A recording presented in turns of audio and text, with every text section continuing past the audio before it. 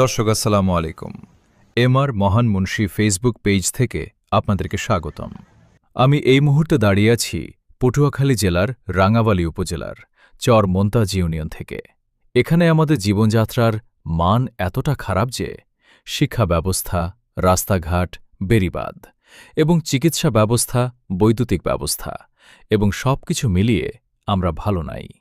আমাদের এলাকায় বর্ষার সময় হলে রাস্তাঘাটের বেহাল দশা হয়। মাটি কাদা রাস্তা। কোনো গর্ভধারিণী মা অসুস্থ থাকলে চিকিৎসার জন্য পাশের উপজেলা গলাচিপা গিয়ে চিকিৎসা নিতে হয়, কিন্তু রাস্তাঘাট এমন অবস্থা। বর্ষা সিজন হলে রাস্তা দিয়ে চলাচলের অনুপযোগী হয়ে যায়।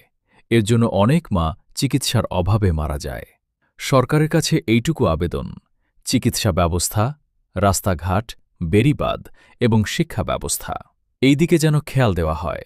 চর মোন্তাজ ইউনিয়নে মাত্র ৩টি মাধ্যমিক শিক্ষা প্রতিষ্ঠান আছে, যেমন চর মোন্তাজে সত্তার মাধ্যমিক বিদ্যালয় এবং চর লক্ষ্মী আদর্শ মাধ্যমিক বিদ্যালয়, চর মোন্তাজ আলিয়া মাদ্রাসা।